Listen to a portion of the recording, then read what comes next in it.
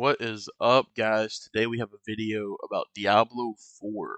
So, um, this is pretty much going to be the video for you if you have no clue what to do, where to go, you're wondering what class you want to play, and you just can't decide. So, let's get into this just really quick. I'm going to go over every class, what they're good at, what they do, and why that class will be for you, or why that class might not be for you. So we're going to start out with the Rogue. Now, the Rogue is going to be your real mobile class, does a bunch of damage, it has a trap play style, so you can play more of getting enemies to come to you and kind of destroying them and debuffing them through traps. You have your melee builds, which is going to be combat all up in their face, a lot of dashes, a lot of mobility. And then you have your range, which is going to be with a bow. You're going to pretty much do damage from farther away. Uh, the thing about Rogue is it's going to be a little bit more squishy and it's going to be a lot harder to play. So what you'll want to do is if you're going to be playing Rogue, you have to understand that you're going to have to play really, really, really aggressive, but also play very passive. So, and what I mean by that is that in order for you to get damage off, you're really going to have to go in and you're going to have to just bust everything that you can. But you're also going to have to be mindful that if you start getting hit, you're pretty much going to have to get out of there or you're going to die. And we're going to look at the pros here.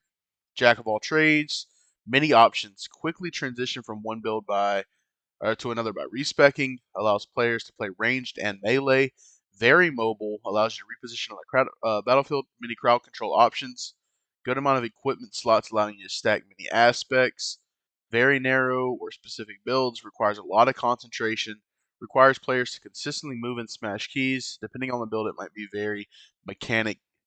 Okay, so what this means is that rogues are hard. They're gonna be really hard to play. They're just That's just what it is. So one thing about rogues is they can they can actually amplify crit to where everybody that attacks that target will crit them and deal 60% more damage. Play rogue if you kind of want the aspect of being able to do a little bit of ranged and a little bit of melee while also maintaining good mobility and maintaining a very fast-paced playstyle. Because they get 2 daggers and a bow, they get 3 extra, or they get, I guess, 1 extra equipment slot compared to some of the other classes, aside from Barbarian. We'll get into that. But they're a very high damage, high crit, um, bursty, get in, get out, moving a lot kind of class. If that sounds appealing to you, then Rogue might be what you want to play. They are stealthy, they're agile, and they're not meant to take hits. So if that interests you, then probably going to be the class for you. Barbarian. This is the class that I'll be picking up. Pros of this one is fight up close, arsenal system, swap between many different weapons, has access to more weapon slots, uh, offensive legendary aspects, doesn't have ranged attacks, slow start, requires a considerable amount of character planning. Now, the thing about character planning is that you don't necessarily have to have character planning. That con is just kind of eh, because essentially after a while you're gonna have everything that you need anyway. You're gonna have the legendaries, you're gonna have the aspects, you're gonna have all the things that you're gonna need. Now, one thing that I would say about um, Barbarian is Barbarian's a strength-based class. They are meant to go in. They're going to get hit a lot. They have a 10% damage reduction. Um, they're meant to do a bunch of damage, being in the middle of everything. They're pretty much attention sinking. They want everything to hit them. They have a few different builds. They have bleeds, they have thorns, and they have bursty builds. They have the arsenal system, so they're going to be working on getting specialized in each weapon that they use. They're not the most mobile. They do have a little bit of mobility, but they're not going to be as mobile as the rogue, and they're not going to have any ranged. So that would be one thing. They do have ranged attacks when it comes to like upheaval, so they have really long distance AoE abilities. But playing around that and looking for like a range kind of playstyle, you're not going to find that in the barbarian. If you want to go in, you want to hit hard, and you want to get hit hard, and you want to be able to survive, barbarian's pretty much going to be the class for you. They're really strong, and personally, I think they're going to be the most fun to play. The druid. All right, let's look at the pros and cons. Melee and mage style. Okay, great AOE, somewhat tanky, great crowd control, spirit boons, 1 to 2 companion classes. Slow leveling, resource management can be rough, less mobile than some classes, somewhat gear dependent. Okay, so every class is going to be somewhat gear dependent. So I don't understand why this is even in here. Maybe not Necro. Um,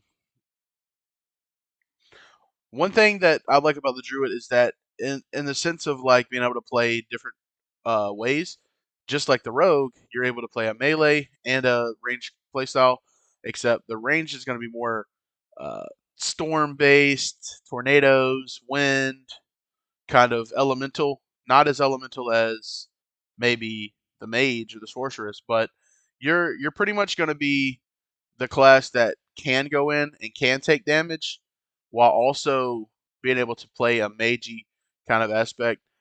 You could have you could have two druids in the same group, and they completely provide entirely different things to the group. Um, so if you look here, main gameplay, you got werewolf is going to be granting speed, attack speed, poison damage, shifting around the battlefield to close their gap. It's going to be more of a fast rogue-like playstyle. Werebear is going to be more of like a barbarian kind of playstyle where you're hitting hard, but you're taking damage, and I mean, you're just really getting in there and you're just doing as much as you can. And then the storm players is going to be more like a sorceress. You're going to be more lightning abilities, storm abilities, wind, kind of just you know, that kind of play style. So if you want to play a class that's going to pretty much have the best of all, you're gonna want to play Druid. So he's more of like a jack of all trades, master of none. But that is one class that I would consider if I wasn't playing Barbarian. Okay, so Sorceress is going to have some of the most damage in the game. You're going to stay back. You're not going to be in the front. You're pretty much going to stay behind your barbarian or necros, your druids, and you're going to be providing a lot of damage and a lot of crowd control through your abilities. What this means is if you take freeze and ice spells, you're pretty much going to be the person that's going to be casting heavy AOE that slows and maybe um, CCs and roots and stuff like that. So let's just go ahead and take a look at the pros and cons. Pros: control the battlefield. Skills provide many options without requiring aspects. Different types of elemental damage. High damage. Guided gameplay. It's easy for new users to keep track of what they should do with their skills, like, for example, sticking to a single element. Now, you don't have to stick to a single element, and that's one good thing about this class. Okay, cons. Limited equipment space, limiting the amount of aspects you can use. Low health depends on skills or barriers to stay alive. Some builds might get repetitive since you can control the field so well. It's a bit like shooting fish in a barrel. Less source generation mechanics than other classes, and higher elemental consumption often ends in wait time in between pulls. Okay, so one thing is, unless you're strictly playing by yourself and doing dungeons by yourself, which you're not going to be able to do when it comes to doing Nightmare Dungeons, this right here is kind of irrelevant. You're going to have your people in the front line tanking the damage anyway, whereas you're going to be just pretty much blasting high damage. You're going to be what everybody looks to kill the things. Um, so if you like playing high damage classes that are very versatile, so I would say like fire damage is going to be like your single target focused. It's going to be 1 to 3 target cleaves. You like throw a fireball and it blows up and it hits the target and then a few targets around it. Freeze is going to be kind of like your middle ground where you're going to freeze a target and pretty much anything around it is going to get frozen. You're gonna have a lot of slows. You're pretty much gonna be what everybody. You're gonna be what everybody wants in a lightning and speed. You have teleport. Lightning is gonna be chaining to a bunch of enemies. Like it'd be the most flashy and cool effects in my opinion. So one thing is, if you're gonna look to play sorcerer, you're gonna be what every single group needs at the end of the day. Now, necromancer. This is going to be the last class that we talk about. Let's get into the pros and cons. Very, very safe playstyle using minions. So Necromancer is going to be the best solo content class that you can play. If you don't like playing with people, Necromancer is your go-to. A variety of distinct builds, good early game, noob friendly since your minions do all the work. Now, don't say, oh, if you play Necro, you're a noob. Basically, what that's saying is that while you're attacking from range, your minions are up front taking the heat, and essentially that's kind of how you want to play. So whereas druids have the best of all worlds, their companion class, they have pets, they have ranged and melee, and they have tankiness. Your necros are going to be good damage and good survivability. They're gonna do damage at range while your minions do damage up close. You do have ranged minions as well. Now let's see, can get overwhelming to manage all resources and mechanics. Usually long cooldowns for high level play. It requires good comprehension of build mechanics when using minions.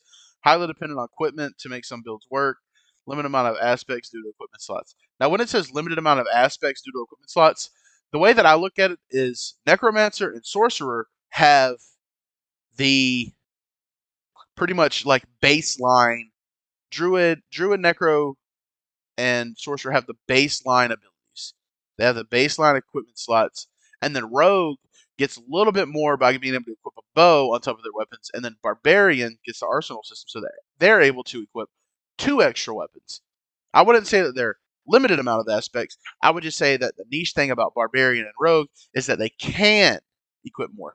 Now, the thing about Necromancer, if you want to be solo player, this is going to be your class. This is what you're going to want to play, and you're pretty much going to be able to sacrifice your minions for more damage, or you're going to be able to use your minions and then you'll sacrifice a little bit of damage, but you'll still be able to pretty much do damage, but just not as much.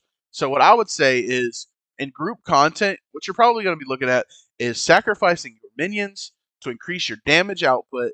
That way you can play more like a sorceress while also providing like curses and things like that. So in the class mechanics, Necromancer's unique class mechanic is the Book of the Dead, lets them customize their undead armies such as skeletal warriors, mages, and golems. For instance, skeletal warriors can become skirmishers to do damage. They can become defenders who inflict less damage but tank, and then you can sacrifice the minion to gain a permanent buff to improve your build. And this is what I'm saying. If you sacrifice your minion, you as a necromancer gain a buff according to what you've sacrificed. Now, if you want to sacrifice your skeletal warriors and then keep your mages, you can do that. That is an option. If you want to sacrifice your golem and keep the other two, that's an option. What I would recommend is if you're playing group play, figure out what works for you best. If you think that sacrificing all of your minions is what's going to provide the most output, then that's probably what you're going to have to do. One thing that necromancers do is they play off of corpses. They are going to be stronger the more that you kill. So their damage is definitely more rampy than any of the other classes in the game. You can summon, and your mages, if you look here, mage DPS, this can either solo player or hybrid between minions and spells, using minions as a shield. Use Bone Shield to focus around critical damage to destroy elites and bosses. So if you look, they're going to pretty much buff your team, do crits, and they're going to be the boss killers of the group. They're going to be the most single target that you'll probably look for, while also having very good defenses. So if you want to play Necromancer and you kind of feel like you want to play solo, you have that option. But you also have really, really good like group play because you can sacrifice these minions and then do amazing single target damage. So um, a short recap of what we've went over is For rogue, if you want to move a lot, do a bunch of stuff, look really flashy, do mobility, traps, crits, debuffs, status effects, you're going to want the rogue. If you want to be the center of attention, you want to go in, you want to slam, you want to stun, take hits, cause bleeds, be the main like attention for all the enemies, barbarian's your go-to. Druid, if you're not sure what you want to play the druid. You can't go wrong with playing the druid because there's literally everything in the game for the druid. There's pets, there's tanking, there's melee, there's range. Like you can't go wrong with playing a druid. And sorceress, if you want to be the absolute just destruction of the group, just hitting everything, slowing it, freezing it, CCs. You want to play Sorceress. Necromancer. If you want to be the prime solo player, you don't like playing with people, you kind of just want to do your own thing, you're going to want to look at playing the Necromancer. And if you do decide that you want to be in single or in group play, you can sacrifice these minions and be one of the strongest classes in the game when it comes to fighting these bosses.